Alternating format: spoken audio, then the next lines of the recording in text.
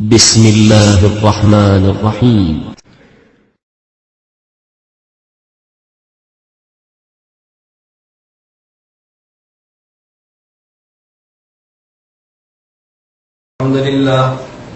الحمد لله نحمده ونستعينه ونستغفره ونؤمن به ونتوكل عليه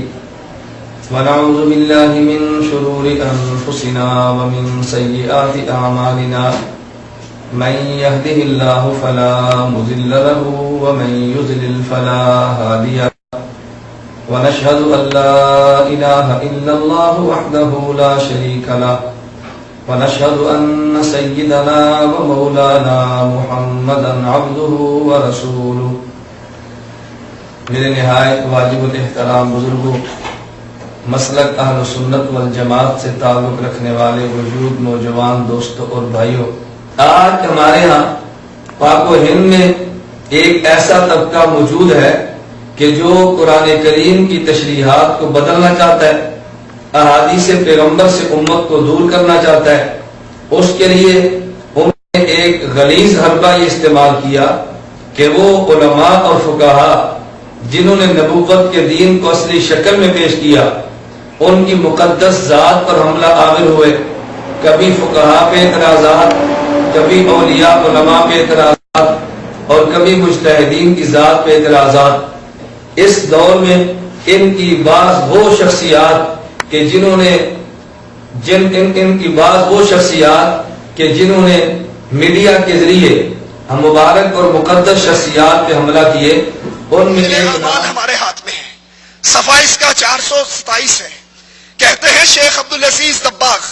قریب ہی زمانے میں ایک بزرگ گزرے ہیں، بالکل ان پڑھ تھے، لیکن جب ان کے سامنے کوئی قرآن پڑھتا،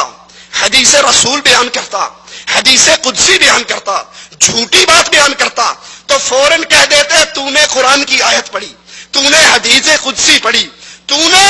رسول کی حدیث پڑھی اور تو نے جھوٹ بولا. مجھے تمہارے بولنے سے پتہ لگ جاتا ہے، نور نکلتا ہے.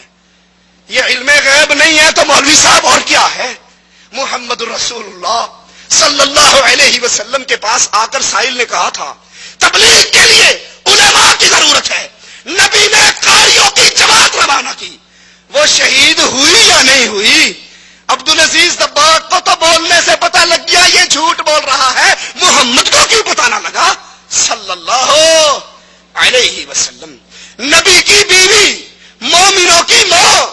عائشہ رضی اللہ تعالی عنہا، مومنوں کی ماں، اور جو اس کو ماں نہیں مانتا وہ مومنوں کی لسٹوں میں شامل. اس پہ تہمت لگی، راتیں گزری. نبی کبھی عمر سے پوچھتے ہیں، کبھی عثمان سے پوچھتے ہیں، کبھی علی سے پوچھتے ہیں. بولنے والوں کو دیکھ کر رسول اللہ نے کیوں نہیں کہہ دیا تم جھوٹ بولتے ہو؟ بولنے والوں کو دیکھ کر نبی نے کیوں نہ پہچانا؟ یہ علم غیب جو اپنے عبدالعزیز دباغ کو دے رہے ہو، یہ علم غیب رسول اللہ صلی اللہ علیہ وسلم کو کیوں نہ تھا؟ آپ نے توصیف الرحمان کی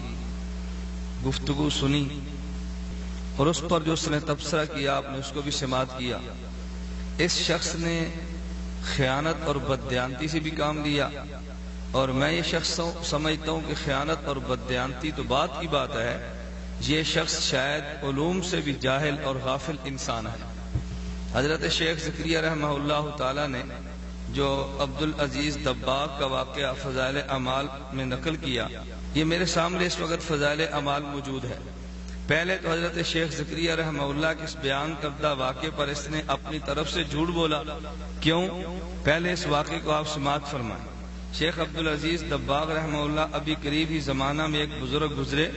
جو بالکل امی تھے، مگر قرآن شریف کی آیت، حدیث قدسی، حدیث نبوی اور موضوع حدیث کو علیحدہ علیحدہ بتا دیتے تھے اور کہتے تھے کہ متکلم کی زبان سے جب لفظ نکلتے ہیں تو ان الفاظ کے نور سے معلوم ہو جاتا ہے کہ کس کا کلام ہے، کہ اللہ پاک کے کلام کا نور علیحدہ ہے اور حضور صلی اللہ علیہ وسلم کے کلام کا نور دوسرا ہے، اور دوسرے کلاموں میں یہ دونوں نور نہیں ہوتے. اب اس میں وہ جملہ نہیں جو توصیف الرحمان نے نقل کیا. عجیب بات ہے، تم کتاب دیکھ کر پڑھتے ہو، کتاب دیکھ کر عبارت بیان کرتے ہو اور پھر بھی عوام کو دھوکہ دیتے ہو. کہتا ہے شیخ عبدالعزیز فرما دیتے یہ قرآن ہے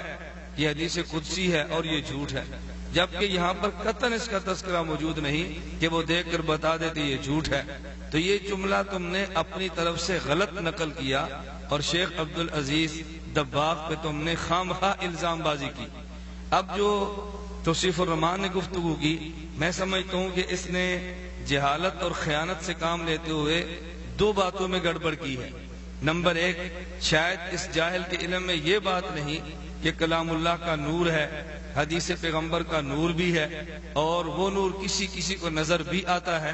حضرت شیخ زکریا رحمہ اللہ نے اس واقعہ کو نقل کرنے سے قبل احادیث پیش کی ہے، لیکن اس شخص نے حضرت شیخ زکریا رحمہ اللہ کی نقل کردہ احادیث کو نقل نہیں کیا، کیونکہ ان احادیث سے واضح طور پر یہ معلوم ہو رہا تھا کہ کلام اللہ کا نور موجود ہے۔ تو اگر نور موجود ہے تو پھر اس پر تبصرے کا کیا معنی؟ وہ نور کسی کو نظر آئے اور کسی کو نظر نہ آئے، اللہ جس کو چاہے وہ نور دکھا دے، اللہ نہ چاہے تو نہ دکھائے۔ تو نور کا تذکرہ کرتے ہوئے حضرت شیخ زکریا رحمہ اللہ نے پہلے احادیث نقل کی۔ فرمایا ایک حدیث میں وارد ہے کہ جس گھر میں اللہ کا ذکر کیا جاتا ہو وہ آسمان والوں کے لیے ایسے چمکتا ہے جیسے زمین والوں کے لیے ستارے چمکتے ہیں۔ ایک حدیث میں ہے کہ ذکر کی مجالس پر جو سکینہ ایک خاص نعمت نازل ہوتی ہے، فرشتے ان کو گھیر لیتے ہیں، رحمت الہی ان کو ڈھانک لیتی ہے اور اللہ جل شانہ عرش پر ان کا ذکر فرماتے ہیں۔ حضرت ابو ہریرہ رضی اللہ عنہ فرماتے ہیں کہ آسمان والے ان گھروں کو جن میں اللہ کا ذکر ہوتا ہے ایسا چمکدار دیکھتے ہیں جیسا کہ زمین والے ستاروں کو چمکدار دیکھتے ہیں۔ یہ گھر جن میں اللہ کا ذکر ہوتا ہے ایسے منور اور روشن ہوتے ہیں کہ اپنے نور کی وجہ سے ستاروں کی طرح چمکتے ہیں، اور جن کو اللہ جل شانہ نور کے دیکھنے کی آنکھیں عطا فرماتے ہیں وہ یہاں بھی ان کی چمک دیکھ لیتے ہیں۔ اب حضرت شیخ نے پہلے احادیث نقل کی اور پھر یہ جملہ فرمایا کہ یہ گھر جن میں اللہ کا ذکر ہوتا، جن کو اللہ جل شانہ نور کے دیکھنے کی آنکھیں عطا فرماتے ہیں وہ یہاں بھی ان کی چمک دیکھ لیتے ہیں۔ بہت سے اللہ کے بندے ایسے ہیں جو بزرگوں کا نور، ان کے گھروں کا نور اپنی آنکھوں سے چمکتا ہوا دیکھتے ہیں۔ چنانچہ فضائل بن عیاض رحمہ اللہ جو مشہور بزرگ ہیں وہ فرماتے ہیں کہ جن گھروں میں اللہ کا ذکر ہوتا ہے وہ آسمان والوں کے نزدیک ایسا چمکتے ہیں جیسا کہ چراغ۔ اب شیخ عبدالعزیز دباغ کا واقعہ نقل فرمایا۔ اب دیکھو، اگر اللہ کے ذکر سے کسی مجلس میں نور ہو اور نور سے وہ گھر چمکتا ہو اور ہر آدمی کو چمکتا گھر نظر نہ آئے، کسی اللہ کے بندے کو اللہ کرامتاً وہ چمکتا ہوا دکھا دے، اس کو علم غیب نہیں کہہ سکتے۔ نہ معجزے کا نام علم غیب ہے، نہ کرامت کا نام علم غیب ہے۔ کرامت کو کرامت کے درجے میں رکھو اور معجزے کو معجزے کے درجے میں رکھو۔ کرامت کو دے کر علم غیب کا فتویٰ لگا دینا یہ توصیف الرحمان جیسا جاہل شخص ہی کر سکتا ہے، کم از کم کوئی عالم شخص یہ بات نہیں کہہ سکتا۔ تو اس شخص نے ایک تو خیانت اور بددیانتی کی کہ جو لفظ اس واقعہ میں موجود نہیں تھا اپنی طرف سے اس کو بیان کر دیا۔ نمبر دو، بددیانتی یہ کی اور خیانت سے کام لیا، واقعہ کو نقل کرنے سے قبل جو احادیث حضرت شیخ زکریا نبر اللہ مرقدہ نے بیان فرمائی ان احادیث کا تذکرہ نہیں کیا۔ کیوں؟ اگر احادیث کا تذکرہ کرنے کے بعد اس واقعے کو اسی طرح نقل کیا جاتا جس طرح حضرت شیخ زکریا نے نقل کیا تو پھر ظاہر ہے اعتراض کی گنجائش موجود نہیں تھی، لیکن اس شخص نے تو جہالت اور خیانت کی بنیاد پہ اعتراض ہی کرنا تھا، لہذا ان احادیث کو نقل کیوں کرتا؟ اس نے خیانت کی کہ واقعہ غلط نقل کیا، خیانت یہ کی کہ اس سے قبل جو احادیث موجود تھی ان احادیث کا تذکرہ اس نے نہ کیا۔ تو جہالت اور خیانت دونوں کا مظاہرہ فرمائے۔ جہالت کیا کہ اگر اللہ کے ذکر سے نور ہو یا کوئی سکینہ اور رحمت نازل ہو اور اللہ اپنے بندے ایک کو دکھا دے اور دوسرے کو پتہ نہ چلے تو یہ کوئی بات بعید از عقل یا بعید از شریعت نہیں۔ میں آپ حضرات کی خدمت میں یہ صحیح بخاری کہ جس کی حدیث نمبر 5010 نقل کرتا ہوں، آپ اس حدیث کی روشنی میں دیکھیں کہ کیا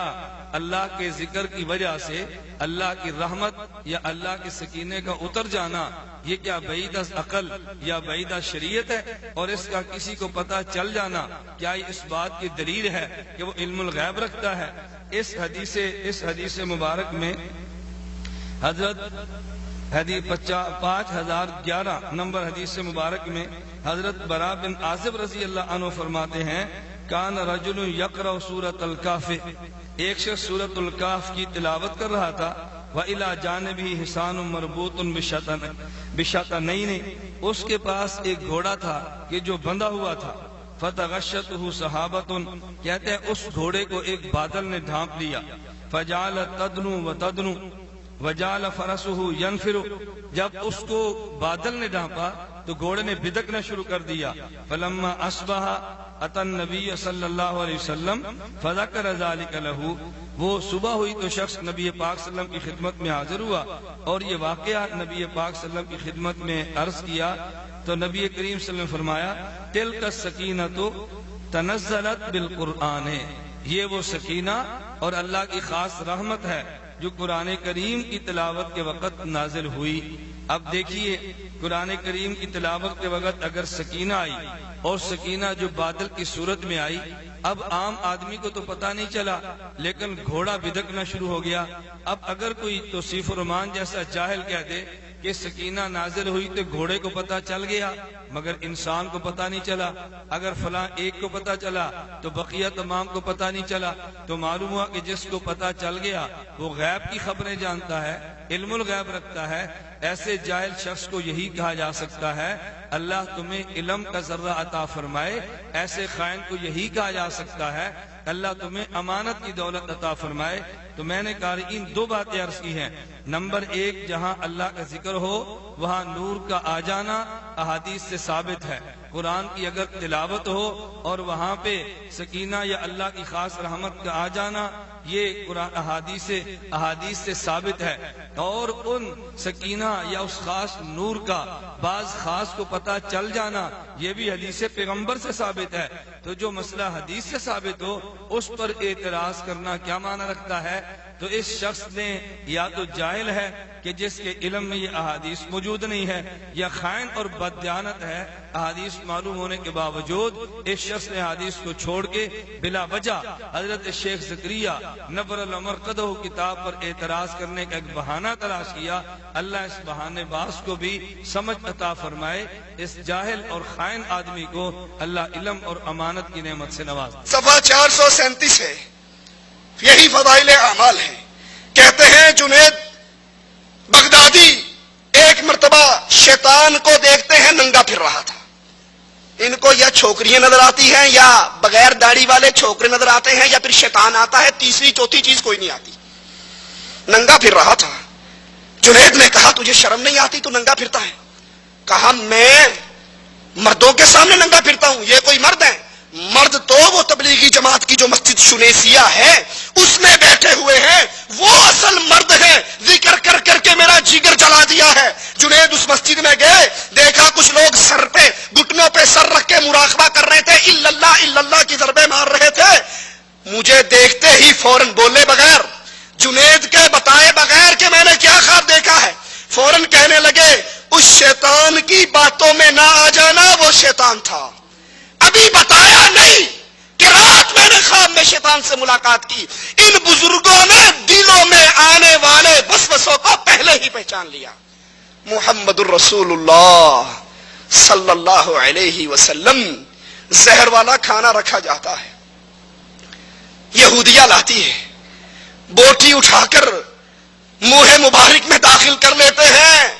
نبی کو اس کے دل کے وسوسوں کی اطلاع کیوں نہ ہوئی؟ نبی اس کو کیوں کھا گئے؟ نبی نے اس کو کیوں چبا لیا؟ کیوں کہا کہ اس گوشت نے، اس ران نے مجھے بول کر بتایا ہے آقا نہ کھاؤ، مجھ میں زہر ملا ہے۔ فضائل اعمال کی بربادیوں میں سے بہت بڑی بربادی علم غیب۔ سامعین، آپ نے توصیف الرحمان کی اس عبارت کو سنا اور اس عبارت پر پھر تبصرہ بھی سنا،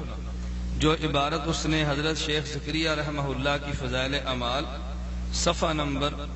437 نقل کی ہے۔ اس شخص کی خیانت اور جہالت پر مطلع ہونے سے قبل آپ حضرت شیخ زکریا رحمہ اللہ کی وہ عبارت سنیں۔ حضرت جنید رحمہ اللہ سے نقل کیا گیا ہے کہ انہوں نے ایک مرتبہ خواب میں شیطان کو بالکل ننگا دیکھا، انہوں نے فرمایا کہ تجھے شرم نہیں آتی کہ آدمیوں کے سامنے ننگا ہوتا ہے؟ وہ کہنے لگا کہ یہ کوئی آدمی ہے؟ آدمی وہ ہیں جو شنیزیہ کی مسجد میں بیٹھے ہیں، جنہوں نے میرے بدن کو دبلا کر دیا اور میرے جگر کے کباب کر دیے۔ یہ اصل عبارت ہے۔ اس نے اس عبارت پر تبصرہ جو کیا وہ کیا، لیکن اس میں جو اس نے خیانت اور بددیانتی سے کام لی ہے، اب اس پوری عبارت میں کہیں یہ موجود نہیں ہے کہ اس نے کہا وہ تبلیغی جماعت کی شنیزیہ کی مسجد میں جو لوگ بیٹھے ہیں، اور کہتا ہے شیطان نے کہا۔ میں کہتا ہوں بالکل، اگر یہ جملے شیطان کے ہیں، اس شیطان سے مراد اگر توصیف الرحمان ہے تو بالکل ٹھیک ہے، اس لیے کہ اس کتاب میں حضرت نے تو جو جملہ نقل کیا اس میں یہ بات نہیں کہ جو تبلیغی جماعت کی شنیزیہ کی مسجد میں تبلیغی جماعت کی مسجد شنیزیہ میں بیٹھے ہیں، کہتے ہیں شیطان نے کہا کہ وہ تبلیغی جماعت کی شنیزیہ مسجد میں جو بیٹھے ہیں۔ یہ جملہ حضرت شیخ زکریا رحمہ اللہ کی عبارت میں موجود نہیں، یہ جملہ تم نے اپنی طرف سے کہا۔ اگر اس کا قائل شیطان ہے کہ شنیزیہ کی مسجد تبلیغی جماعت کی مسجد ہے اور اس شیطان سے مراد توصیف الرحمان ہے تو پھر تو ٹھیک ہے، شیطان نے کہہ دیا۔ لیکن اگر اس کا قائل شیطان نہیں ہے، کوئی اور ہے، تو اس کی وضاحت توصیف الرحمان صاحب خود کریں۔ اب خیانت اور بددیانتی کا جو اس نے مظاہرہ کیا، اب کہاں حضرت جنید رحمہ اللہ تعالی 3 صدی ہجری کے بزرگ، اور کہاں تبلیغی جماعت کی مروجہ صورت میں چلنے والی جماعت 14ویں صدی ہجری کی جماعت۔ تو ایک جماعت جو 14ویں صدی ہجری میں اپنا کام کر رہی ہے، اور ایک وہ بزرگ جو 3 صدی ہجری کے ہیں، اس دور کی مسجد کو تبلیغی جماعت کی مسجد کہہ کے مروجہ تبلیغی جماعت پہ رد کرنا، یہ خائن اور بددیانت آدمی کے علاوہ اور کوئی نہیں کر سکتا۔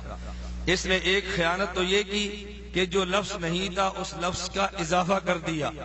اور اس شخص نے پھر اس کا استہزاء کرتے ہوئے عجیب تمس مذاق اڑاتے جملہ کہا، کہتے ہیں ہاں ان کو یا چھوکریاں نظر آتے ہیں یا چھوکرے نظر آتے ہیں یا ان کو شیطان نظر آتے ہیں۔ اللہ تمہیں ہدایت عطا فرمائے۔ ان حضرات نے جو دین کے کارنامے سر انجام دیے، جو عبادات کی ہیں، وہ تمہاری آنکھوں سے کیوں اوجھل ہے؟ اللہ کے ولیوں پر یہ الزام دھرنے کے لیے ایسے بکواسات اور ایسے غلیظ اور مغلظات جملے اپنی زبان سے بکنا، یہ توصیف الرحمان جیسا شخص شیطان کا ایجنٹ ہی کر سکتا ہے، عام آدمی کے بس میں اتنے گندے جملے نہیں۔ تو ایک اس کی خیانت پر میں نے آپ کی خدمت میں عرض کیا، خیانت دیکھیں، اور دوسرا اسی شخص کی جہالت بھی دیکھیں۔ اب یہ ثابت کیا کرنا چاہتا ہے کہ اگر کسی شخص کے دل میں کھٹکا آئے، کسی شخص کے دل میں اگر کوئی بات ہو اور دوسرا اس سے مطلع ہو جائے بغیر بتائے، تو یہ بات شاید شریعت کے خلاف ہے۔ اگر یہ بات شریعت کے خلاف ہے تو میں توصیف الرحمان سے پوچھتا ہوں، یہ میرے ہاتھ میں کتاب نواب صدیق حسن خان کی التاج المکلل ہے، اس کتاب التاج المکلل کے صفحہ، اسی کتاب التاج المکلل کے صفحہ نمبر 218 پہ نواب صدیق حسن خان ایک واقعہ نقل کرتے ہیں، اور الامام الجیانی ان کے حالات کے دار کہتے ہیں ابن نجار نے کہا وَقَانَ يَوْمًا يَتَكَلَّمُ فِي الْإِخْلَاصِ وَالرِّيَاءِ وَالْعُجْبِ وَأَنَا حَاضِرٌ فِي الْمَجْلِسِ، کہ امام جیانی ایک دن اخلاص، ریا، عجب کے بارے میں گفتگو فرما رہے تھے اور میں اس مجلس میں موجود تھا۔ فَخَطَرَ فِي نَفْسِي كَيْفَ الْخَلَاصُ مِنَ الْعُجْبِ، میرے دل میں یہ بات آئی، میرے دل میں خیال آیا کہ اس عجب سے بچنے کی صورت کیا ہے۔ فالتفت الیہ، تو جیانی میری طرف متوجہ ہوئے اور فوراً کہا اذا رأیت الاشیاء من اللہ وانه قد وفقك لعمل الخیر للخیر واخرجت نفسك من البین سلمت من العجب، اگر تو ان چیزوں کو دیکھ رہے، اللہ کی طرف سے چیزیں دیکھے اور اللہ تجھے خیر کے کام کی توفیق عطا فرما دے اور تو اپنے نفس کو درمیان سے نکال لے تو عجب سے محفوظ ہو گیا۔ اب حضرت ابن نجار فرماتے ہیں کہ میرے دل میں صرف خیال آیا، میرے دل میں کھٹکا آیا، لیکن ابھی میں نے اپنی زبان سے جملہ، انہوں نے اپنی زبان سے اظہار نہیں کیا۔ حضرت امام جیانی نے فوراً جواب بھی دے دیا۔ اگر دل میں خیال آئے اور آدمی اس کا اظہار نہ کرے اور ولی اس خیال پر اطلاع کر دے، اللہ کرامتاً اس کو کشفاً یہ بات بتا دے، اگر یہ بات خلاف شریعت ہے جو فضائل اعمال میں حضرت شیخ زکریا نقل فرمائی ہے، تو اسی طرح کا واقعہ نواب صدیق التاج المکلل میں بھی نقل فرماتے ہیں، تو جناب کو چاہیے اس پر حاشیہ چڑھا دیں۔ اور یہی التاج المکلل ہے کہ جس کے شروع میں اسی کے مکتبہ دارالسلام سے جو چھپی ہے، اس کے ناشر خود کہتے ہیں حذفنا واحیانا علقنا علی بعض الاخبار التي تخالف السلفیۃ خلافا بینا،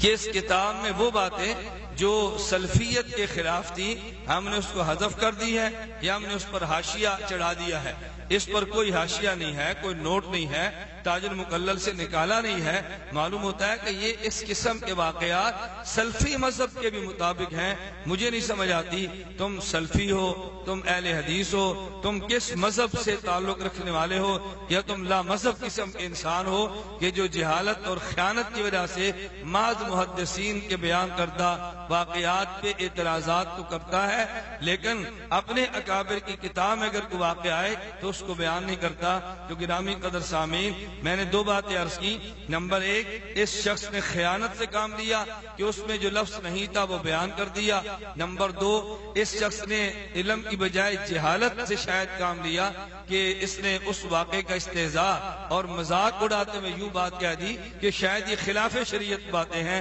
اللہ اس کو علم بھی عطا فرمائے، اللہ اس کو امانت بھی عطا فرمائے، اور اللہ اس کے شر سے امت مسلمہ کو محفوظ۔ دوسرا حوالہ صفحہ 574 ہے فضائل اعمال کا۔ کہتے ہیں شبلی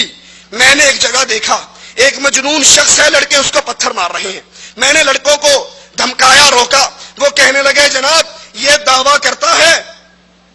کہ میں اللہ سے ملاقات کرتا ہوں، اللہ کو دیکھتا ہوں۔ میں نے اس کے قریب آ کر کہا کہ تو یہ دعویٰ کرتا ہے تیری اللہ سے ڈائریکٹ ملاقاتیں ہوتی ہے دنیا میں رہتے ہوئے، تو اللہ کو دیکھتا ہے، اللہ سے سنتا ہے؟ کہا اچھا سنو، چیخ ماری اور کہا شبلی اس ذات کی قسم جس نے اپنی محبت میں مجھ کو برا حال کر رکھا ہے، اگر موت تھوڑی دیر کے لیے مجھ سے غائب ہو جائے، میں درد فراق میں ٹکڑے ٹکڑے ہو کر مر جاؤں، وہ ہمیشہ میرے سامنے رہتا ہے۔ رسولوں کی حاجت نہیں، حدیثوں کی حاجت نہیں، قرآن کی حاجت نہیں، اب ڈائریکٹ ان مولویوں کی، ان صوفیوں کی اللہ سے ملاقات ہوتی ہے، وہ اللہ سے ساری باتیں پوچھ کے بتا دیتے ہیں۔ سامعین، آپ نے توصیف الرحمان کی ایک اور بددیانتی کا مظاہرہ کیا۔ حضرت شیخ زکریا نور اللہ مرقدہ کی فضائل اعمال میں سے ایک واقعہ اس نے نقل کیا اور بددیانتی کا مظاہرہ بھی کیا اور اس کا مفہوم بھی غلط بیان کر ڈالا۔ حضرت شیخ زکریا رحمۃ اللہ علیہ نے صفحہ نمبر 574 فضائل اعمال پر جو واقعہ نقل کیا وہ واقعہ سماعت فرمائیں، اور جو اس نے بددیانتی اور خیانت سے کام لیا آپ ذرا اس کو بھی سماعت فرمائیں۔ کہتے ہیں حضرت شبلی فرماتے ہیں کہ میں نے ایک جگہ دیکھا کہ ایک مجنون شخص ہے، لڑکے اس کے ڈھیلے مار رہے ہیں، میں نے ان کو دمکایا، وہ لڑکے کہنے لگے کہ یہ شخص یوں کہتا ہے کہ میں خدا کو دیکھتا ہوں۔ یہاں صرف اتنی عبارت ہے، لیکن آپ ذرا سماعت کریں میرا توصیف الرحمان نے کیا کہا۔ کہتا ہے وہ لڑکے، یہ شخص یوں کہتا ہے کہ میں خدا کو دیکھتا ہوں، اللہ سے ملاقات کرتا ہوں۔ اب وہ لفظ جو اس نے اپنی طرف سے بڑھایا کہ میں اللہ سے ملاقات کرتا ہوں، یہ لفظ فضائل اعمال کی اس عبارت میں موجود نہیں۔ آگے کہتا ہے میں اس کے قریب گیا تو وہ کچھ کہہ رہا تھا، میں نے غور سے سنا تو وہ کہہ رہا تھا کہ تو نے بہت ہی اچھا کیا کہ ان لڑکوں کو مجھ پر مسلط کر دیا۔ میں نے کہا کہ یہ لڑکے تجھ پر ایک تہمت لگاتے ہیں۔ کہنے لگا کیا کہتے ہیں؟ میں نے کہا یہ کہتے ہیں کہ تم خدا کو دیکھنے کے مدعی ہو، یہ جملہ۔ لیکن توصیف الرحمان کہتا ہے میں نے اس سے کہا کہ یہ لڑکے کہتے ہیں کہ تو اللہ سے ملاقات کرتا ہے، تو اللہ سے سنتا ہے، تو اللہ سے ملاقات کرتا ہے، اللہ سے سنتا ہے۔ یہ جملے جو توصیف الرحمان نے خیانت کر کے اس عبارت میں زائد کیے، اضافہ کیا، یہ لفظ اس فضائل اعمال کی اس کتاب کے اندر اور فضائل اعمال کے اس واقعے کے اندر حضرت شیخ زکریا رحمۃ اللہ علیہ نے تحریر نہیں فرمائے۔ پہلے تو قارئین میں آپ سے گزارش کر رہا تھا جو آپ نے پڑھا اور سامعین آپ نے سنا کہ اس شخص نے بددیانتی اور خیانت سے کام لیا کہ جو الفاظ کتاب میں موجود نہیں تھے تم نے اپنی طرف سے محض ملمہ سازی کرنے کے لیے محض دجل کے لیے، محض جھوٹ بولنے کے لیے، محض غلط قسم کی چڑھائی کرنے کے لیے تم نے اپنی طرف سے اضافہ کر دیا، یہ خیانت اور بددیانتی نہیں تو بتاؤ اور کیا ہے؟ اور ان کو جو اصل اشکال پیدا ہوا اور جو اعتراض کا منشا، کہتے ہیں کہ دنیا میں رہتے ہوئے کوئی بھلا اللہ سے ملاقات کر سکتا ہے؟ دنیا میں رہتے ہوئے کوئی اللہ سے دیکھ سکتا ہے؟ اب یہاں پہ دنیا میں رہتے ہوئے اللہ کو دیکھنے اور اللہ سے ملاقات کا تذکرہ نہیں، بلکہ وہ خود اس بات کی وضاحت یوں کر رہے ہیں، کہتے ہیں کہ جب میں نے اس سے کہا کہ لڑکے یہ کہتے ہیں کہ تم خدا کو دیکھنے کے مدعی ہو، یہ سن کر اس نے ایک چیخ ماری اور یہ کہا کہ شبلی، اس ذات کی قسم جس نے اپنی محبت میں مجھ کو شکستہ حال بنا رکھا ہے اور اپنے قرب و بود میں مجھ کو بھٹکا رکھا ہے، اگر تھوڑی دیر بھی وہ مجھ سے غائب ہو جائے یعنی حضوری حاصل نہ رہے تو میں درد فراق سے ٹکڑے ٹکڑے ہو جاؤں۔ اس خائن آدمی نے یہ جملہ بھی درمیان سے حذف کر دیا، یعنی حضوری حاصل نہ رہے۔ کیوں؟ اگر یہ جملہ نقل کر دیتے تو پھر ان کو اپنے دجل، اپنے فریب کو بیان کرنے کا موقع نہ ملتا۔ یہ لوگوں کو کیسے دھوکہ دیتے؟ اگر اصل عبارت پیش کرتے تو دھوکہ دینے کے لیے اس نے درمیان کی عبارت یعنی حضوری حاصل نہ رہے کو حذف کر دیا، اس عبارت کو اڑا دیا تاکہ دھوکہ باز دھوکہ دینے میں کامیاب ہو جائے۔ اب سامعین، میں آپ کی خدمت میں گزارش کرنا چاہوں گا کہ آپ اس شخص کی اس عبارت کا مطلب سمجھیں۔ جب انہوں نے یہ کہا اگر تھوڑی دیر بھی وہ مجھ سے غائب ہو جائے یعنی حضوری حاصل نہ رہے، وہ کہنا چاہتے ہیں اگر اللہ رب العزت کا مجھے تھوڑی دیر کے لیے بھی قرب نہ ملے، مجھے بہت مل جائے تو پھر میرے ٹکڑے ٹکڑے ہو جائیں، میں فراق سے ٹکڑے ٹکڑے ہو جاؤں۔ حضرت شیخ زکریا رحمہ اللہ نے تھوڑی دیر بھی وہ مجھ سے غائب ہو جائے، اس غائب کی تشریح یہ کی ہے یعنی حضوری حاصل نہ رہے۔ تو ممکن ہے آپ کے ذہن میں آئے کہ یہ غائب ہو جانے کی تشریح حضوری حاصل نہ رہنا حضرت شیخ زکریا نے اپنی طرف سے بیان کی ہے۔ نہیں، آگے خود یہ جملے موجود ہیں۔ یہ کہہ کر وہ مجھ سے منہ موڑ کر یہ شعر پڑھتا ہوا بھاگ گیا، خیالک فی عینی وذکرک فی فمی ومسواک فی قلبی فأین تغیب۔ توصیف الرحمان، تجھے یہ جملہ بھی تو بیان کرنا چاہیے تھا، یہ اس کا شعر بھی تو نقل کرنا چاہیے تھا تاکہ غائب ہونے اور سامنے ہونے کا مطلب کھل کر سامنے آ جاتا۔ کہتے ہیں خیالک فی عینی وذکرک فی فمی، تیری صورت میری نگاہوں میں جمی رہتی ہے، وذکرک فی فمی، کہتے ہیں تیرا ذکر میری زبان پر ہر وقت رہتا ہے، ومسواک فی قلبی، تیرا ٹھکانہ میرا دل ہے، فأین تغیب، پس تو کہاں غائب ہو سکتا ہے؟ یعنی وہ خیالک فی عینی، اللہ تیرا خیال میری آنکھوں میں، اللہ تیرا ذکر میرے دل میں زبان میں، اللہ تیرا ٹھکانہ میرے دل میں۔ تو جب یہ مفہوم بیان کریں گے تو پھر غائب اور بہت کا معنی بدل جائے گا، اور اگر آپ اس کا وہ غلط معنی کریں گے جو توصیف الرحمان نے کیا ہے تو پھر معنی اور ہوگا، پھر معنی اور مفہوم بدل جائے گا۔ میں گزارش کر رہا ہوں کہ یہ جو کہا کہ اللہ رب العزت اگر مجھ سے غائب ہو جائیں تو میں درد فراق سے ٹکڑے ٹکڑے ہو جاؤں، اور غائب ہونے کا معنی یعنی حضوری حاصل نہ رہے، تو اللہ رب العزت کو دیکھنے کا معنی احسان اور اللہ کے غائب ہونے کا معنی حضوری حاصل نہ رہے، یہ تو حدیث جبرائیل میں موجود ہے۔ یہ سامعین آپ دیکھیں، میرے ہاتھ میں صحیح بخاری موجود ہے کہ جس کی حدیث نمبر 50 پہ نبی کریم صلی اللہ علیہ وسلم کا ارشاد گرامی موجود ہے کہ جب حضرت جبریل نے پوچھا مل احسان ہو یا رسول اللہ صلی اللہ علیہ وسلم، احسان کیا ہے؟ فرمایا ان تعبد اللہ کأنک تراہ فإن لم تکن تراہ فإنہ یراک۔ احسان یہ ہے تو اللہ کی عبادت یوں کرے گویا تو اللہ کو دیکھ رہا ہے، اور اگر تو اللہ کو نہیں دیکھ رہا تو وہ تجھے دیکھ رہا ہے۔ یعنی حضوری تجھے حاصل یوں ہو کہ تو یہ محسوس کرے کہ تو اللہ کو دیکھتا ہے، اللہ تجھے دیکھتا ہے۔ یہی بات اس مجذوب نے کہی تھی کہ میں اللہ کو دیکھتا ہوں، کیا معنی کہ مجھے حضوری کی کیفیت حاصل ہے، اور جب یہ کیفیت حضوری ختم ہو جائے تو پھر میں فراق میں درد کے مارے میں درد فراق سے ٹکڑے ٹکڑے ہو جاؤں۔ اور احسان کا معنی یہ کیفیت حضوری کے ساتھ کرنا، یہ صرف ہم نے یہ معنی نہیں کیا بلکہ بالکل یہی معنی حضرت مولانا داؤد غزنوی مرحوم کے دادا مولانا عبداللہ غزنوی مرحوم نے بھی یہی معنی بیان کیا۔ یہ مولانا عبداللہ غزنوی مرحوم جو میاں نذیر حسین دہلوی کے شاگرد تھے، ان کے بارے میں تذکرہ یہ تذکرہ جو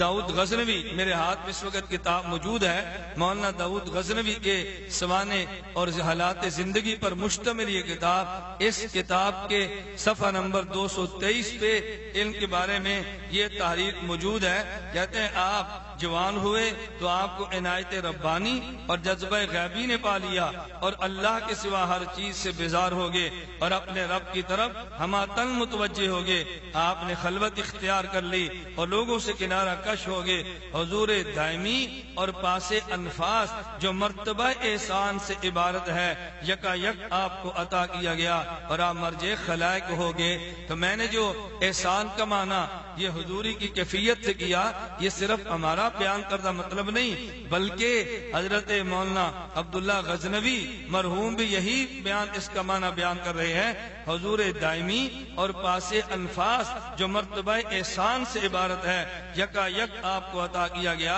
اور آپ مرجع خلائق ہو گئے۔ اب سامعین آپ دیکھیں کہ ان حضرات نے کس طرح مفہوم کو بدل ڈالا، کس طرح معنی بدل ڈالا، محض اشکال پیدا کرنے کے لیے، وسوسے پیدا کرنے کے لیے، محض اعتراضات کو پیدا کرنے کے لیے۔ تو اس شخص توصیف الرحمان نے ایک تو اس میں خیانت سے کام لیا، 3 خیانتیں کم از کم اس خائن آدمی نے ایک واقعے میں بیان کر دی۔ وہ کون سی خیانت؟ نمبر 1 کہ کہتے ہیں اس مجنون شخص لڑکے کو جو لڑکے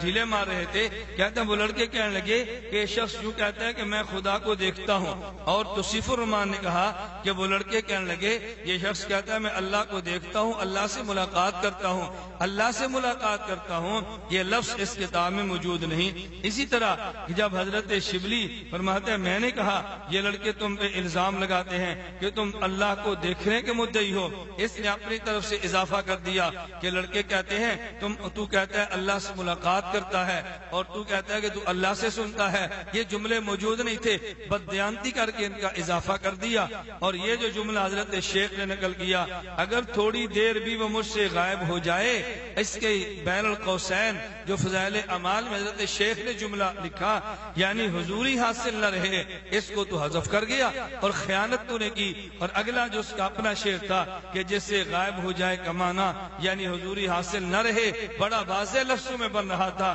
خیالک فی عینی و ذکرک فی فمی و مسواک فی قلبی فأین تغیب، یہ بھی تو نے حذف کر دیا۔ یہ تم نے جہالت سے کام لیا اور بددیانتی سے کام لیا۔ تو تم جیسے جاہل، تم جیسے خائن اور تم جیسے بددیانت لوگ اگر توحید کا یوں معنی بیان کریں گے اور یوں امت مسلمہ پر فتوے عائد کریں گے، پھر اس امت کا اللہ ہی حافظ ہے۔ اللہ رب العزت امت کو تمہارے دجل و فریب اور تمہاری خیانتیوں اور بددیانتیوں سے محفوظ فرمائے۔ شرکی عقائد کے اندر ایک بہت بڑا عقیدہ وحدت الوجود کا عقیدہ ہے، جس کو صوفیاء اور قبر پرست پیش کرتے ہیں کہ اس کائنات میں جو کچھ ہے نعوذ باللہ ثم نعوذ باللہ وہ اللہ عز و جل کا سایہ ہے، عکس ہے، مختلف صورتیں ہیں۔ ابن عربی نے کہا تھا العبد حق والرب حق، بندہ بھی حق ہے اور اللہ بھی حق ہے۔ مجھے نہیں پتا شریعت کس کے لیے آئی ہے، اس کے لیے ایک من گھڑت جھوٹی روایت کا سہارا لیتے ہیں، کنت کنزا مخفیا، میں چھپا ہوا خزانہ تھا، میں نے اپنا آپ ظاہر کرنا چاہا، اب کائنات میں جو کچھ ہے وہ میں ہوں۔ یہ گمراہ ترین اہل شرک کا سب سے گندا عقیدہ وحدت الوجود کا عقیدہ ہے۔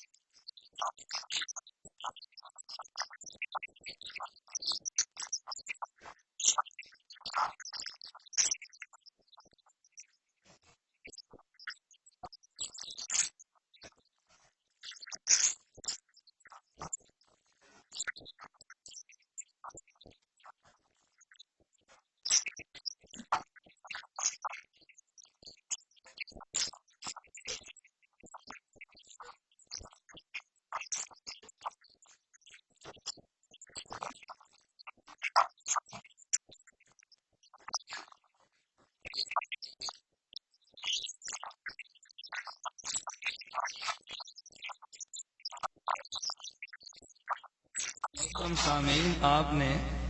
توصیف الرحمان کی زبان سے قائلین وحدت الوجود کا تذکرہ سنا اور وحدت الوجود کے عقیدے کی شدت کو بیان کرتے ہوئے جو جملے توصیف الرحمان نے بیان کیے آپ نے وہ جملے بھی سنے۔ ذرا ان جملوں کو میں دہرانا ضروری سمجھتا ہوں تاکہ آئندہ چل کر جو میں گفتگو کروں اس کو سمجھنے میں آپ کو آسانی پیدا ہو جائے۔ توصیف الرحمان نے عقیدہ وحدت الوجود کو بیان کرتے ہوئے کہا، کہتے ہیں وحدت الوجود کا کفریہ عقیدہ کفار مکہ کے اندر بھی نہیں تھا، کفار مکہ بھی اس عقیدہ کو نہیں مانتے تھے، اور یہ سب سے غلیظ عقیدہ، سب سے خطرناک عقیدہ ہے۔ اور اسی وحدت الوجود کے عقیدے میں کہتا ہے اتنا غلیظ عقیدہ، اتنا کفریہ عقیدہ ہے کہ اس جیسا کفر دنیا میں زمین کے سینے پر شاید موجود نہ ہو، اور کہتا ہے اہل شرک کا سب سے گندا عقیدہ۔ پہلے توصیف الرحمان نے اس عقیدے کی شدت کو بیان کرتے ہوئے کفریہ، اس کو شرکیہ، اس کائنات کا سب سے گندا عقیدہ یہ بیان کیا کہ اس قدر خطرناک عقیدہ ہے۔ اور اس کے بعد توصیف الرحمان نے ایک ناکام سی کوشش اس بات پہ کی ہے کہ سامعین کو یہ تاثر دیا جائے کہ اس عقیدے کے قائل اس دھرتی پر علماء دیوبند ہیں، اس لیے یہ توصیف الرحمان کہتا ہے سب سے غلیظ عقیدہ،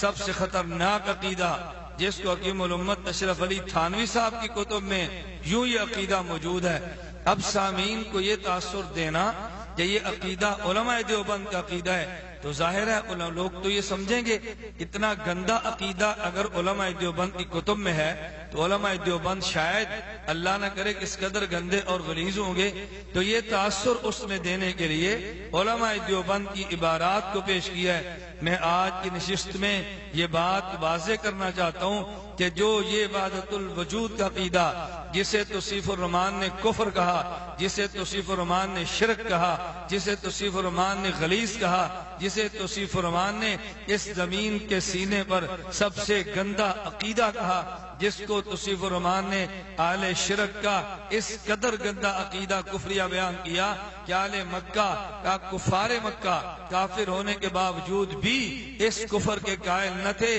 تو اس کے قائل علماء دیوبند ہیں۔ میں کہتا ہوں نہیں، خدا کی قسم علماء دیوبند کے بارے میں یہ جو تم نے تاثر دیا کہ اس کے قائل محض علماء دیوبند ہیں اور شاید علماء اہل حدیث اور تمہارے اکابر اس کے قائل نہیں تھے، یہ تم نے عوام کو دھوکہ دینے کے لیے اس طرز پہ گفتگو کی ہے، وگرنہ یہی عقیدہ وحدت الوجود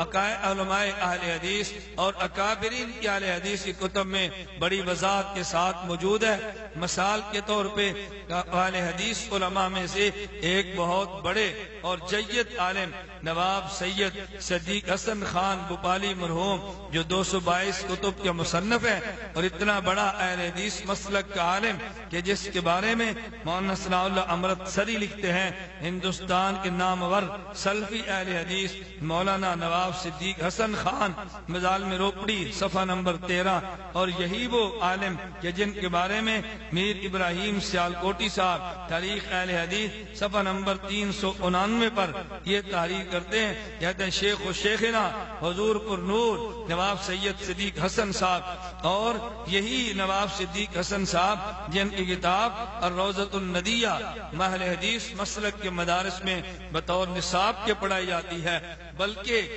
اسی نواب صدیق حسن خان مرحوم کی کتاب الروضۃ الندیہ یہ جس کا صرف اس مسلک کے عام علماء نہیں بلکہ مسلک یہ نامور عالم علامہ ناصر الدین البانی جن کے حالات پہ مشتمل کتاب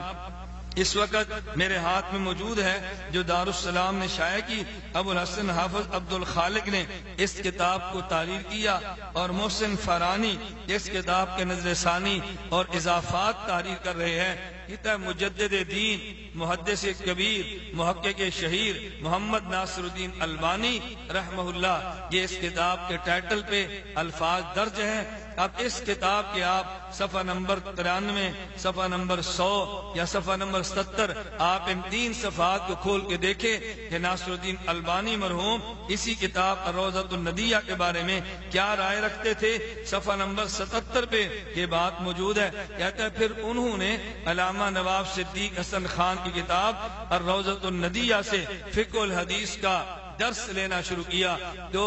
اتنے بڑے عالم اور مسلک اہل حدیث کے اتنے جید عالم، ان کو اگر ان نے اس عقیدے کو اپنی کتاب میں تحریر کیا تو کیا ان کو بارے میں تم وہی رائے قائم کرو گے جو تم نے علماء دیوبند کے بارے میں ایک رائے قائم کی ہے، اور تم نے اس رائے کی بنیاد پہ علماء دیوبند کو گمراہ قرار دینے کی ایک ناپاک کوشش کی ہے۔ یہی کتاب صفحہ نمبر 93 کہتے اس میں درس و تدریس، علمی مجالس اور آپ کے سفر کا تذکرہ کرتے ہوئے لکھتے ہیں شیخ رحمہ اللہ کی مجالس علمی فوائد سے معمور اور بے حد فیض رساں تھی۔ دمشق میں بے شمار طلبہ اور اہل علم نے آپ کے روبرو کتابوں کی قراءت کی۔ آپ ہفتے میں 2 سبق پڑھایا کرتے تھے اور ان میں بہت سے طالبان علم حاضر ہوا کرتے تھے۔ ان کتابوں میں سے چند کتابیں یہ ہیں: زاد المعاد از ابن القیم رحمہ اللہ، نخبۃ الفکر از حافظ ابن حجر اسقلانی رحمہ اللہ، الروضۃ الندیہ شرح الدرر البہیہ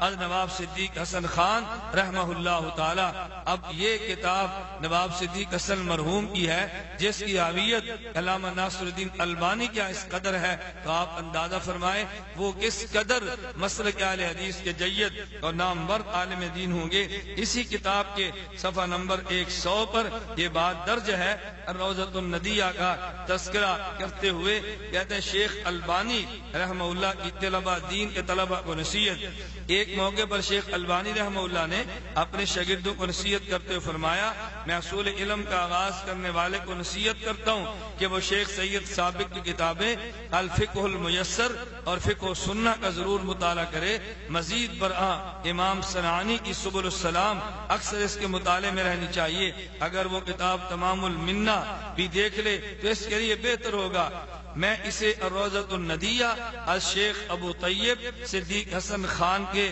مطالعے کا بھی مشورہ دیتا ہوں۔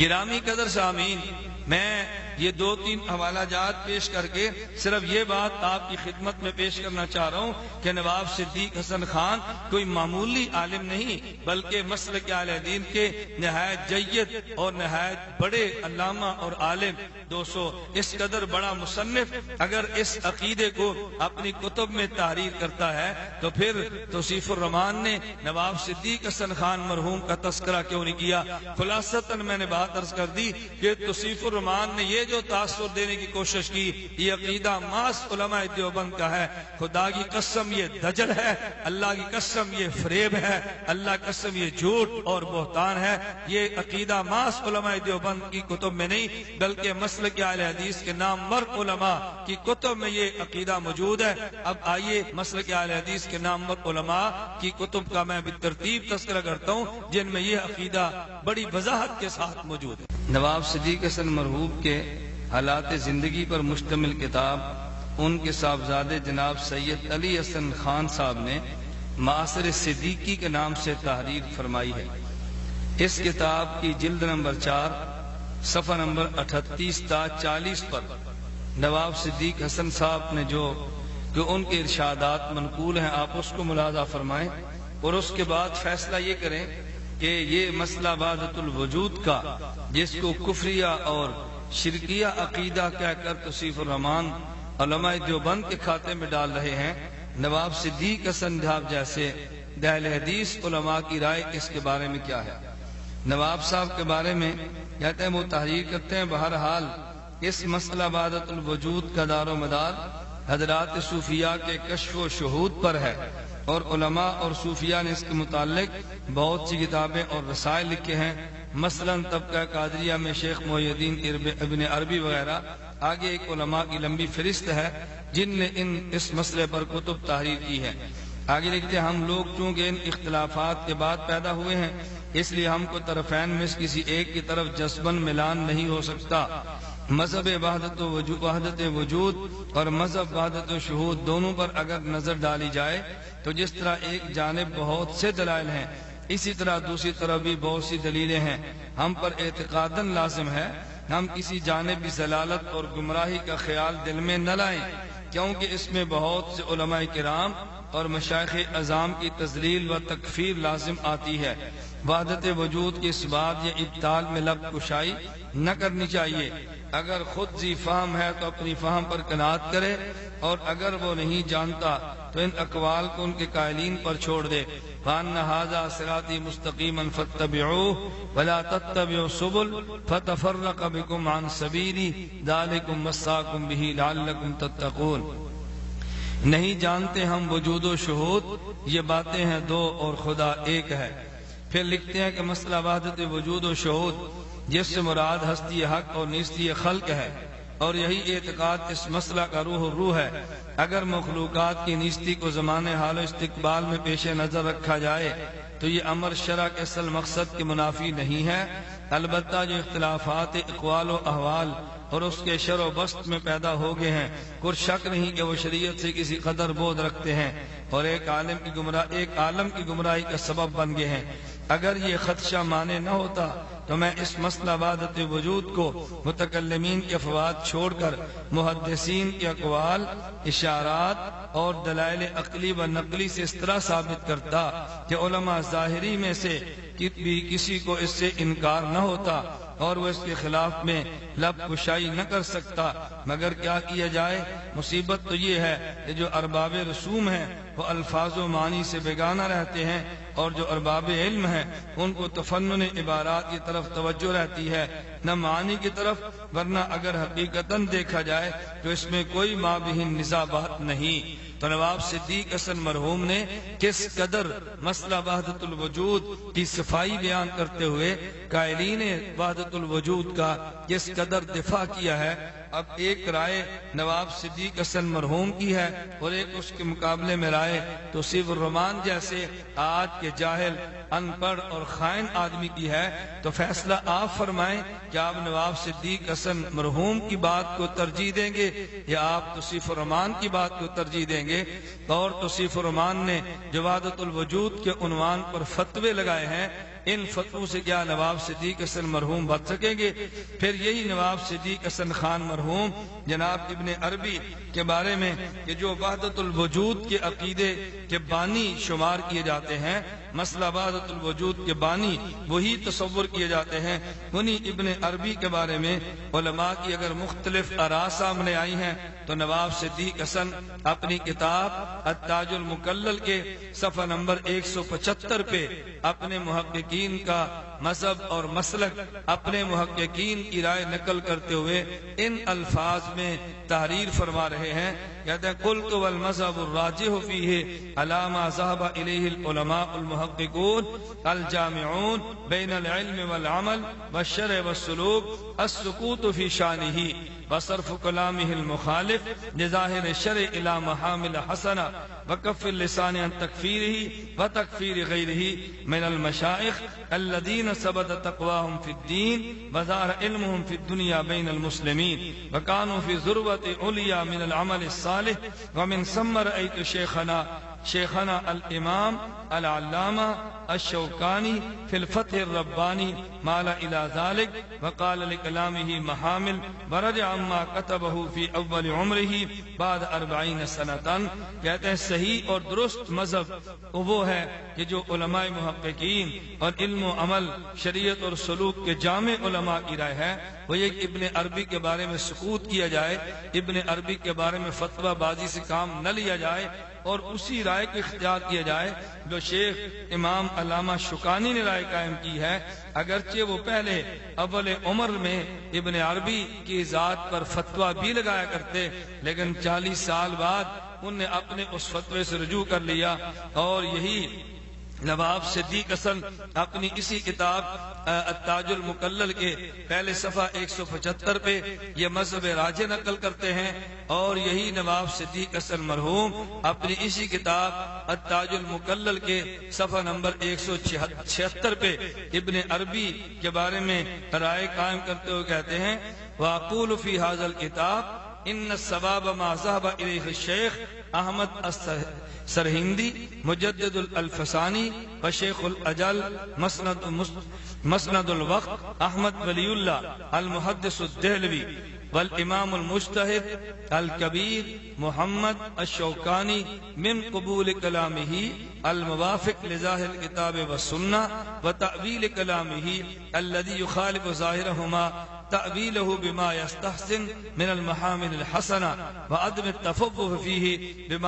بما لا یلیق بأہل العلم والہدى واللہ اعلم بسرائر الخلق وضمائرہم۔ کہتے ہیں کہ میں یہ سمجھتا ہوں کہ بہترین بات وہ ہے جو شیخ احمد سرہندی مجدد الفسانی اور حضرت شاہ ولی اللہ محدث دہلوی اور علامہ شوکانی ان اکابر نے اختیار کی ہے کہ ابن عربی کے اس کلام کو جو ظاہر کتاب اللہ اور سنت رسول اللہ کے موافق ہو اس کو قبول کر لیا جائے، اور وہ کلام کہ جو ہمیں ظاہر کتاب و سنت کے مخالف نظر آئے اس میں مناسب تعویل کر لی جائے، اور بلا وجہ ان کے متعلق وہ الفاظ اور وہ فتوے عائد نہ کیے جائیں کہ جو اہل علم کی شان کے لائق اور اہل علم کی شان کے مناسب نہیں ہوتے۔ اب آپ سماعت فرمائیں کہ نواب صدیق حسن مرحوم التاج المکلل میں ابن عربی کے بارے میں اپنا رویہ کس انداز میں اختیار کر رہے ہیں، اور یہی توصیف فرمان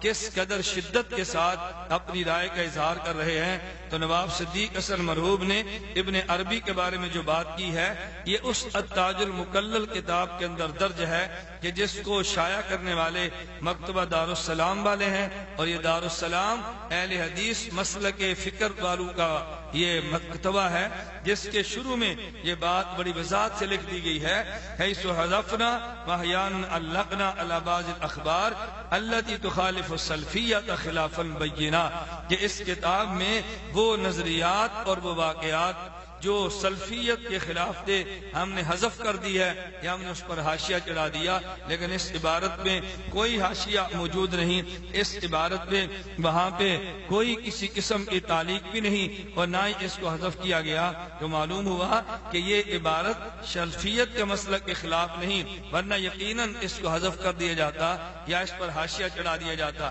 نواب صدیق حسن مرحوم کے بعد مسلک اہل حدیث کے بہت بڑے عالم جنہیں شیخ الکل فی الکل میاں نذیر حسین دہلوی کے نام سے یاد کیا جاتا ہے، یہی میاں نذیر حسین دہلوی کے بارے میں مولانا صلاح اللہ امرتسری تحریر کرتے ہیں کہ شمس العلماء حضرت میاں صاحب دہلوی جو آج کل کے جملہ علماء اہل حدیث ہند کے بالواسطہ یا بلا واسطہ استاد الحدیث ہیں۔ سامعین آپ ملاحظہ فرمائیں کہ مسلک کے اہل حدیث میں ان کی کتنی بڑی اہمیت اور کس قدر عظمت کی نگاہ سے ان کو دیکھا جاتا ہے۔ مولانا ابراہیم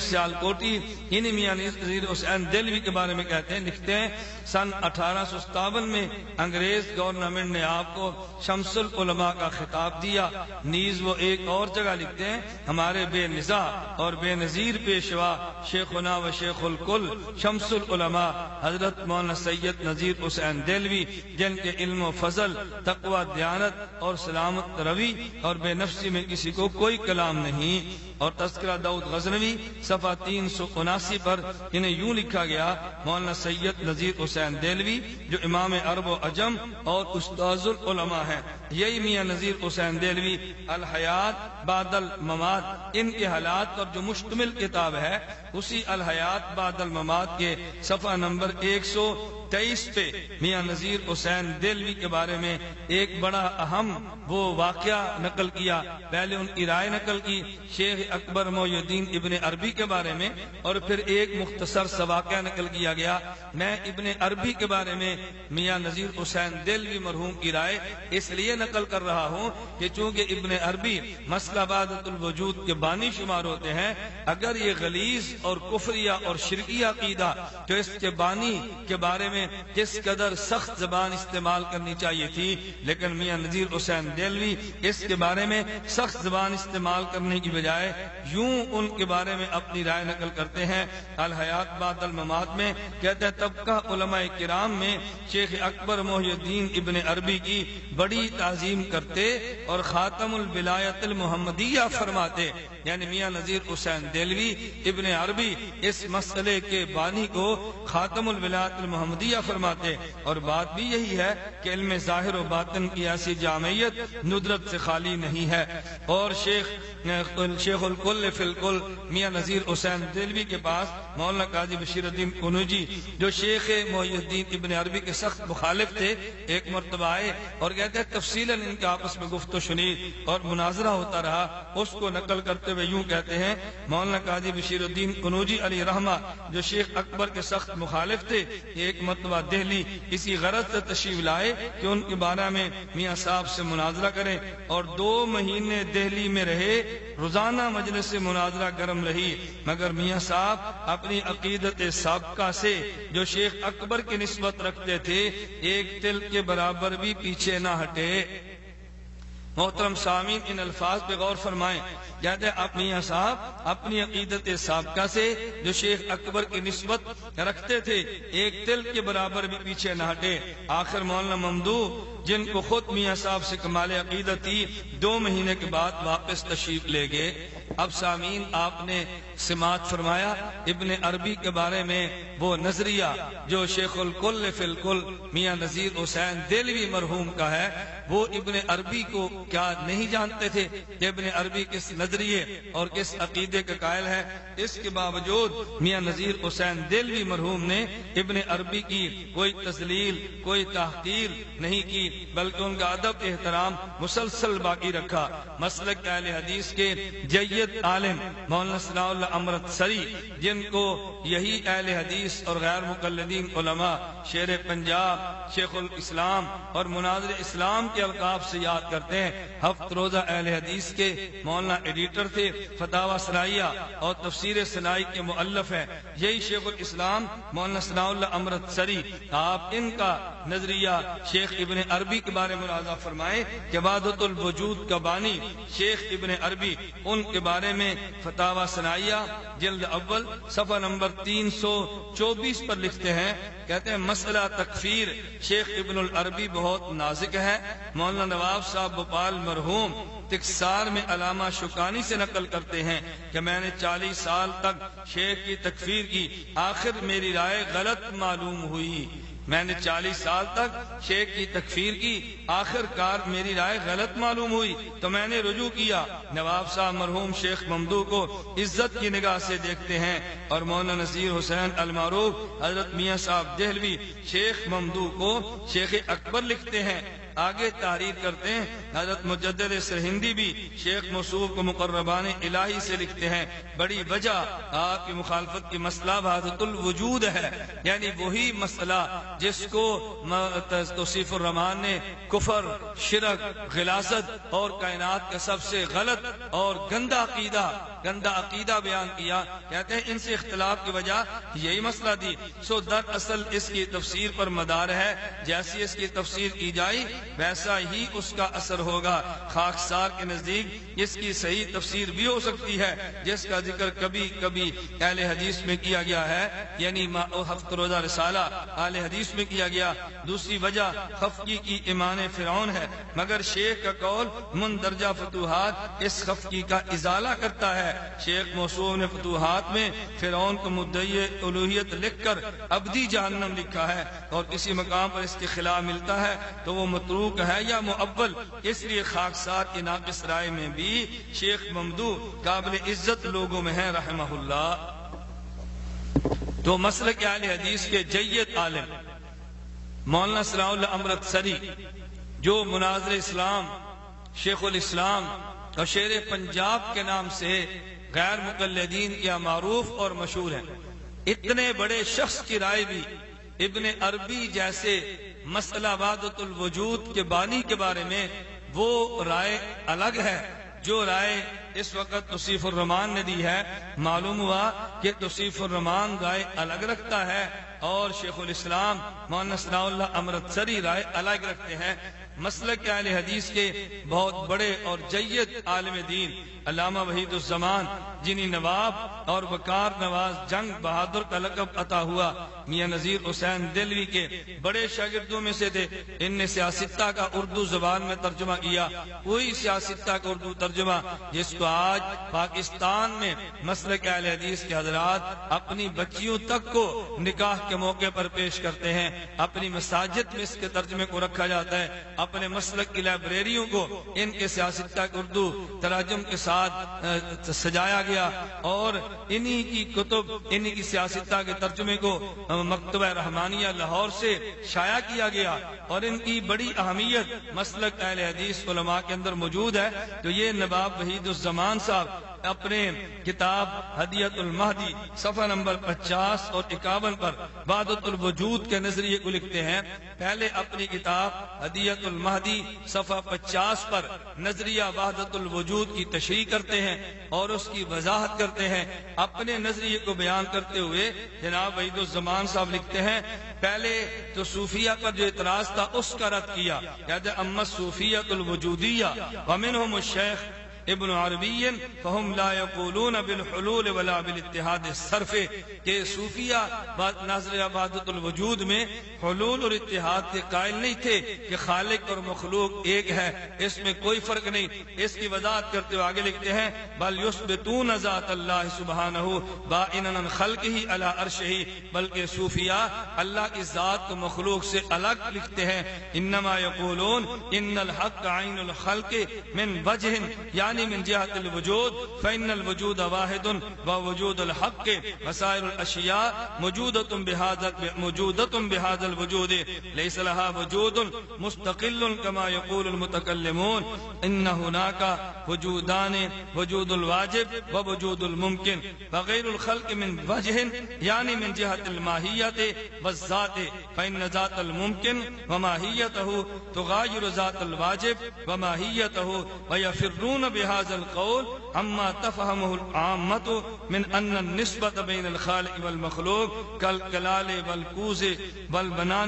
والبناء، إذ هذا بين البطلان لأنه لم يكن هناك قبل حدوث العالم شيء غير الحق، فمن أين جاءت هذه الأشياء كلها۔ تو اس عبارت میں نواب وحید الزمان صاحب عقیدہ وحدت الوجود کی شرح کرتے ہوئے صوفیہ کا دفاع کرتے ہیں، تو گویا وہ خود بھی وحدت الوجود کے عقیدے کے قائل ہیں۔ تو آپ ملاحظہ فرمائیں، پہلے اس نظریے کو، وضاحت کو جو نواب وحید الزمان نے ہدیۃ المہدی صفحہ 50 پہ کی ہے، اس اقرار کو جو صفحہ 50 پہ کیا ہے، وہ نظریہ جس کو جناب وحید الزمان نے اپنی کتاب ہدیۃ المہدی میں تسلیم کر لیا ہے،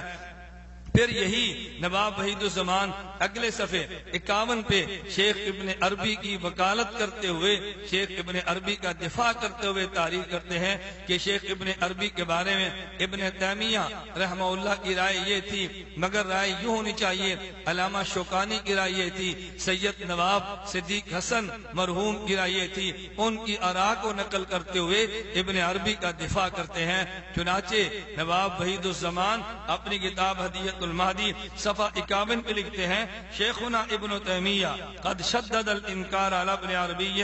وتبعہ الحافظ والتفتازانی وعندی انہم لم یفہموا مراد الشیخ ولم یمنعوا النظر فیہ، وانما آگے تحریر فرماتے ہیں کہ ابن تیمیہ رحمہ اللہ نے جو ابن عربی کا رد کیا ہے، حافظ اور تفتازانی نے جو ان کی اتباع میں ان کا رد کیا ہے، کہتے ہیں ولو نظروا فی الفتوحات لعرفوا ان الشیخ رحمہ اللہ من اہل الحدیث اصولا وفروعا ومن اشد الرادین علی ارباب التقلید۔ اگر یہ شیخ کی فتوحات کو دیکھ لیتے کتاب کو تو یہ یقین کر لیتے کہ ابن عربی اہل حدیث تھے، اصول میں بھی اور فروع میں بھی، اور یہ تقلید کا رد کرنے والے احباب میں سے تھے۔ پھر یہی ابن علامہ وحید الزمان کہتے ہیں وقال سید من اصحابنا اعتقادنا فی الشیخ الاجل محی الدین ابن العربی والشیخ احمد السرہندی انہما من صفوت عباد اللہ ولا نلتفت الی ما قیل فیہما،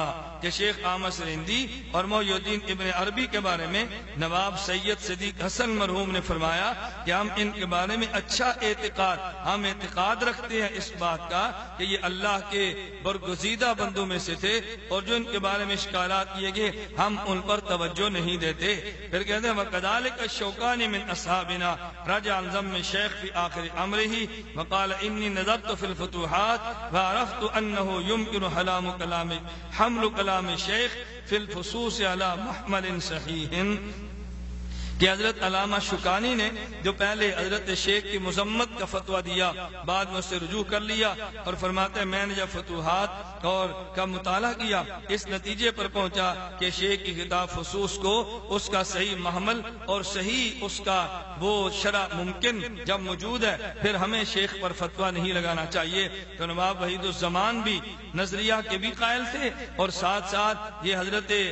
شیخ ابن عربی کا دفاع بھی کرتے ہیں اور ان پر رد کرنے والوں کی تردید بھی کرنے ہیں۔ اور بالکل یہ ماضی قریب میں مولانا داؤد غزنوی مرحوم کے حالات زندگی پر مشتمل کتاب، ان کے سوانح زندگی پر مشتمل کتاب، یہ جو میرے ہاتھ میں آپ کے سامنے موجود ہے، اسی کتاب تذکرہ داؤد غزنوی کو آپ ملاحظہ فرمائیں، اور اسی کتاب تذکرہ داؤد غزنوی میں آپ وہ ذہن پڑھیں جو حضرت شیخ داؤد غزنوی اور ان اکابر کا تھا، صفحہ نمبر 88، اسی کتاب کے صفحہ نمبر 88 پہ تحریر کرتے ہیں کہ کہتے ہیں ابن تیمیہ اور ابن عربی دونوں ہی ہمارے بزرگ ہیں، اپنے آپس کے اختلاف کو وہ جانے، ہم خرد ہیں اور خرد رہنے ہی میں عافیت سمجھتے ہیں۔ مولانا نے یہ الفاظ اتنے شدید تاثر کے ساتھ فرمائے کہ ساتھ ہی ان کی آنکھوں میں آنسو آ گئے۔ تذکرہ داؤد غزنوی میں ڈاکٹر اسرار اپنی ملاقات جو داؤد غزنوی مرحوم سے تھی اس ملاقات کا تذکرہ کیا، اور ملاقات کا تذکرہ کرتے ہوئے کہتے ہیں کہ جب ابن عربی کا تذکرہ آیا تو حضرت شیخ کی آنکھوں میں آنسو آ گئے، اور اس قدر ادب کے ساتھ تذکرہ کیا کہ ابن تیمیہ اور ابن عربی کے جو اختلافات کے تھے وہ بڑے لوگ تھے، اور ان کے آپس کے اختلافات تھے، ہم چھوٹے ہیں اور ہم ان کے اختلافات میں دخل اندازی نہیں کرتے۔ سامعین، میں نے آپ کی خدمت میں مسلک اہل حدیث کے چند اکابر کا تذکرہ کیا۔ اب میں آپ سے بڑی دیانتداری کے ساتھ پوچھتا ہوں کہ یہ جو وحید توصیف الرحمان نے اور کئی بار یہاں معراج ربانی نے مسئلہ وحدت الوجود کو بیان کیا، اس کو کفر کہا، اس کو شرک کہا، اس کو کائنات کا سب سے غلیظ اور گندا عقیدہ کہا، اور اس کو پھر علماء دیوبند کی عبارات کو پیش کرتے ہوئے علماء دیوبند کے کھاتے میں ڈالا کہ علماء دیوبند کا نظریہ یہ ہے۔ میں پوچھ سکتا ہوں کہ یہی وحدت الوجود کا عقیدہ علماء اہل حدیث کا ہے؟ یہی علماء وحدت الوجود کا نظریہ علماء اہل حدیث نے بیان کیا؟ تو مجھے یہ بتاؤ کیا مسلک اہل حدیث میں حیثیت توصیف الرحمان یا معراج ربانی کی ہے، یا محترم جناب نواب صدیق حسن خان مرحوم کی ہے؟ مسلک اہل حدیث میں خدمات کیا توصیف الرحمان یا معراج ربانی کی ہے، یا شیخ الکل فی الکل میاں نذیر حسین دہلوی کی ہے؟ مسلک اہل حدیث کی اشاعت میں کیا خدمات توصیف الرحمان اور معراج ربانی کی ہے، یا علامہ وحید الزمان کی ہے، شیخ الاسلام مولانا ثناء اللہ امرتسری کی ہے، اور ان کے معروف بزرگ مولانا داؤد غزنوی کی ہے؟ میں بڑی دیانت کے ساتھ کہتا ہوں توصیف الرحمان جیسے کئی ہزار لوگ مل کر بھی ان اکابر مسلک اہل حدیث کے پاؤں کی خاک کے برابر بھی نہیں ہو سکتے۔ ایک رائے توصیف الرحمان دے، ایک رائے معراج ربانی دے، تم نے آج تک کون سی خدمت کی ہے سوائے علماء دیوبند کے کیچڑ اچھالنے کے؟ تم نے کون سی دین کی خدمت کی ہے سوائے فتویٰ بازی کے؟ تم نے کون سی دین کی خدمت کی ہے سوائے اس کے کہ تم امت کے عوام اور بھولے بھالے لوگوں کو دجل سے کام لے کے علماء سے دور دور کرو، فقہا سے دور کرو، اور اختلافات اور فرقہ واریت کو ہوا دو۔ کیا یہی تمہاری خدمت ہے دین کے لیے؟ جو تمہارے وہ اکابر جن کے سامنے تمہاری حیثیت کیا پتی اور کیا پتی کے شوربے کی ہے، تمہاری بات کو مان لیں یا تمہارے اکابر علماء اہل حدیث کی بات کو مانیں۔ خیر سامعین، میں یہ بات سمجھانا چاہ رہا ہوں کہ یہ جو معراج زبانی یا توصیف الرحمان نے تمہیں دھوکہ دینے کی کوشش کی ہے کہ عبادت الوجود علماء دیوبند کی عبارت کا نام لے کے یہ دھوکہ دیا کہ اس کے قائل علماء دیوبند ہیں، اس عقیدے کے قائل علماء اہل حدیث ہیں، مسلک اہل حدیث کے اکابر علماء ہیں، ان کی کتب میں عقیدہ وضاحت کے ساتھ موجود ہے۔ اگر یہ عقیدہ کفر ہے، اگر یہ شرک ہے، اگر یہ غلاظت ہے، اگر کائنات کا سب سے گندا یہی نظریہ ہے، تو پھر جن اکابر علماء اہل حدیث نے اس نظریے کو لکھا، اس کا دفاع کیا، شیخ ابن عربی کی مدح کی ہے، تو میں توصیف الرحمان سے کہوں گا تم ذرا غیرت ایمانی کا مظاہرہ کرتے ہوئے ایک بیان نواب صدیق مرحوم کے خلاف بھی ریکارڈ کرا دو، ایک بیان تم میاں نذیر حسین دہلوی مرحوم کے خلاف بھی ریکارڈ کرا دو، ایک تقریر تم نواب وحید الزمان کے خلاف بھی کر دو، ایک تقریر تم اپنے بزرگ جناب داؤد غزنوی کے خلاف بھی کر دو، ایک تقریر تم اپنے بزرگ مولانا ثناء اللہ امرتسری کے خلاف بھی کر دو۔ جب یہ نظریہ، یہ عقیدہ ان کی کتب میں موجود ہے تو ان کے خلاف تمہاری زبان آخر حرکت میں کیوں نہیں آتی؟ کچھ ہمیں بھی تو تم جواب دو۔ کوئی وجہ نہیں ہے سوائے اس کے کہ بحمد اللہ تعالی بر صغیر میں خصوصاً اور پوری دنیا میں عموماً علماء دیوبند کا ایک بہت بڑا کردار ہے، علماء دیوبند کی بہت بڑی دینی خدمات ہیں، لیکن اگر رات دن کی روشنی میں اگر سورج طلوع ہو چکا ہو اور دن کی روشنی میں چمگادڑ اپنی آنکھیں بند کر لے اور چمگادڑ کو دن کی روشنی میں بھی کوئی چیز نظر نہ آئے، قصور سورج کا نہیں ہے، قصور چمگادڑ کا ہے۔ اگر علماء دیوبند کی دینی خدمات سے تم اپنی آنکھیں کبوتر کی طرح بند کر لو، قصور تمہارا ہے، علماء دیوبند کا نہیں ہے۔ خیر سامعین، آپ نے حوالہ جات کے ساتھ خود ملاحظہ فرما لیا،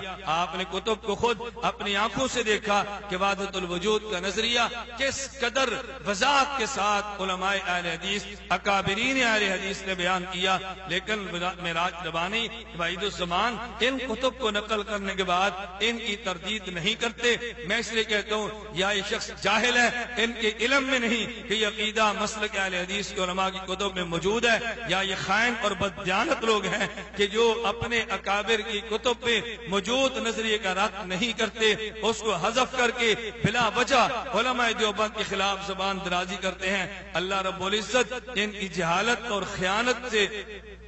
ان دور سے اللہ امت کو محفوظ رکھے، اور ہم سب کو اللہ حق بیان کرنے کی، حق سننے کی اور حق کے راستے پہ چلنے کی توفیق عطا فرمائے۔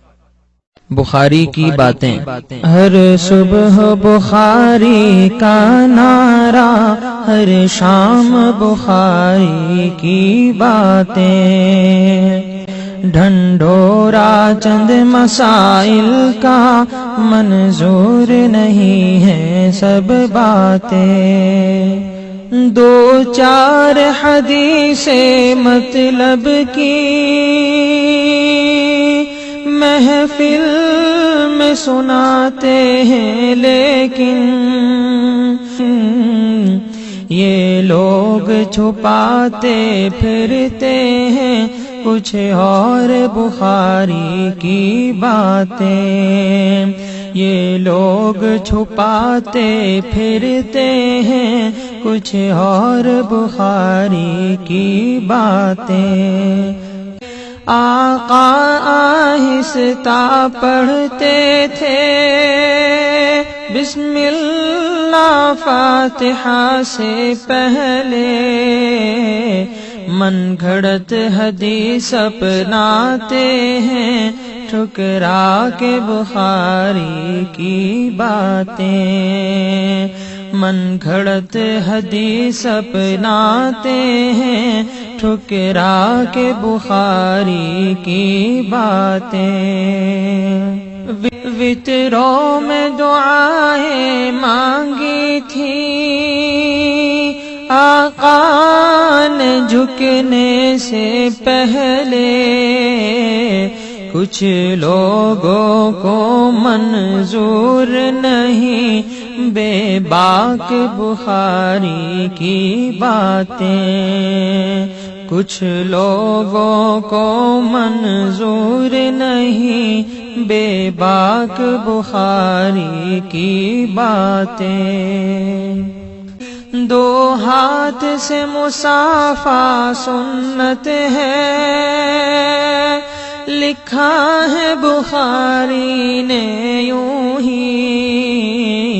ہر محفل میں رد کرتے ہیں احباب بخاری کی باتیں، ہر محفل میں رد کرتے ہیں احباب بخاری کی باتیں۔ عثمان کی ادا پہ بخاری نے لکھا ہے عمل سب امت کا، اس دور میں کیوں رد ہوتی ہیں لا ریب بخاری کی باتیں، اس دور میں کیوں رد ہوتی ہیں لا ریب بخاری کی باتیں۔ عربی کے بجائے اردو میں جو خطبہ جمعہ دیتے ہیں، وہ لائے حدیث پیغمبر جو کرتے ہیں بخاری کی باتیں، وہ لائے حدیث پیغمبر جو کرتے ہیں بخاری کی باتیں۔ یاروں نے کوشش کی باہم